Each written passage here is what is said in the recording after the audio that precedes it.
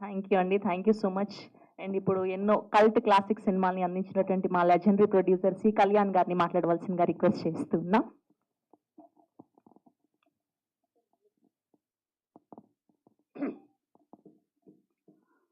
అందరికీ నమస్కారం అండి.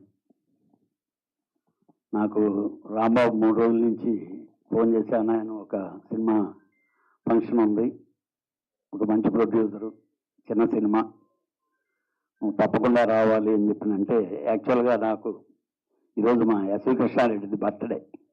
11 గంటలకి ఆయన ప్రోగ్రాం పెడితే, సరే చిన్న సినిమా అనేదాన్ని ఇంకా ఎవరయ్యా హీరో అని చెప్పినంటే అప్పుడు ఆకాష్ అని చెప్పి,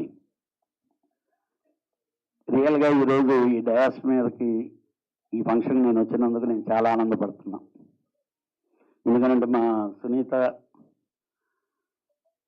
మాదంతా ఒక ఫ్యామిలీ. మా భాను చెప్పినట్టు యాక్చువల్గా 77, 78లో ఉండరా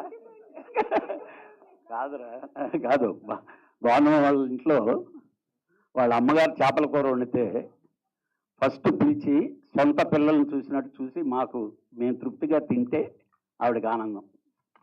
అలాగా మా సునీతతో ఇట్ ఈజ్ ఏ లైక్ సొంత అన్నా చెల్లెలు ఒక ఇది అయితే ఎలాగా ఉంటుందో ఈ ఫ్యామిలీతో నాకు అలాగా ఈరోజు ఈ సినిమాకి హీరో ఆకాష్ అవ్వటం, నేను ఏదో నా మేనల్డ్ హీరో అనే ఫీలింగ్తో నేను ఫీల్ అయ్యి నాకు తెలియగానే నేను డెఫినెట్గా ఇది చేసి వస్తానని చెప్పాను.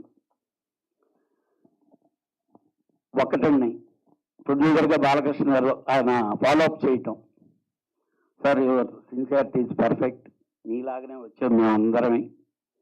మా భాను చెప్పినట్టు అసిస్టెంట్ డైరెక్టర్గా కెరియర్ స్టార్ట్ చేసి ఈరోజు 83 సినిమాలు తీయగలిగానంటే ఈ జనాలు ఈ ప్రపంచంలో అది మనకి మన భానుచంద్ర లాంటి వాళ్ళు, లేకపోతే మా సుమను, లేకపోతే పెద్ద ప్రొడ్యూసర్లు అందరూ, ఒక అర్జున్ రాజు అవ్వచ్చు, లేకపోతే శారబాబు అవ్వచ్చు, మహేంద్ర గారు అవ్వచ్చు, వీళ్ళందరూ చేసిన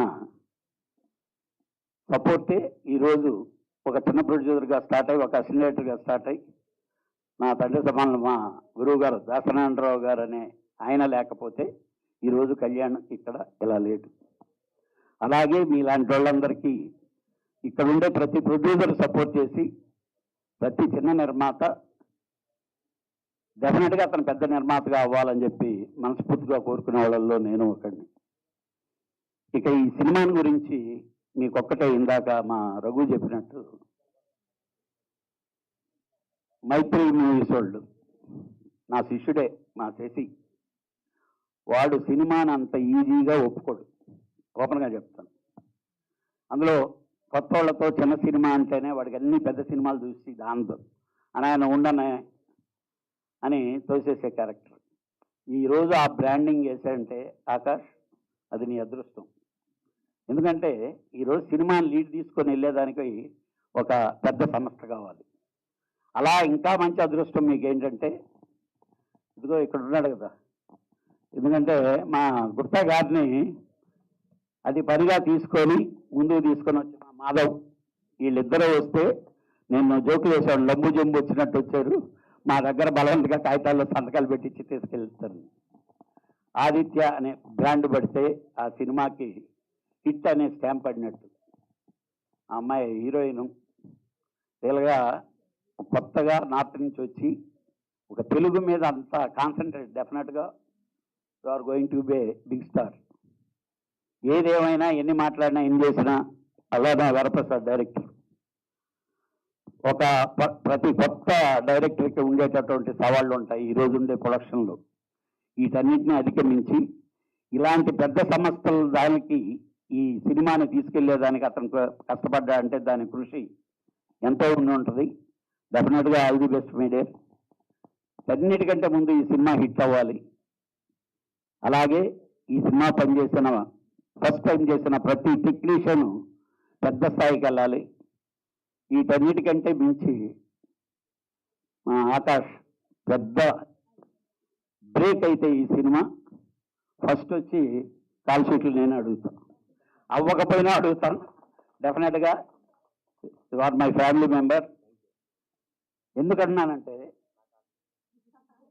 డైరెక్టర్ ఒక్కటే గుర్తుపెట్టుకున్నాను, ఈరోజు హీరోల కంటే కూడా చిన్న సినిమా హిట్ అయినంత మాత్రాన హీరోల కంటే కూడా చిన్న సినిమా హిట్ అయితే ముందు డైరెక్టర్ దగ్గరికే పరుగు తీసుకొని వస్తారు. నువ్వు సిన్సియర్గా ప్రయత్నించాల్సిందంటే నీ మార్కు కనిపిస్తే చాలు. కాకపోతే వాళ్ళ మార్కుకి చాలా మంది కాంపిటీషన్ ఉంటారు, మీ మార్కులకి కాంపిటీషన్ ఉంటారు. టాలెంట్ అది ఎక్కడున్నా బయటకు వస్తుంది. All the best entire team.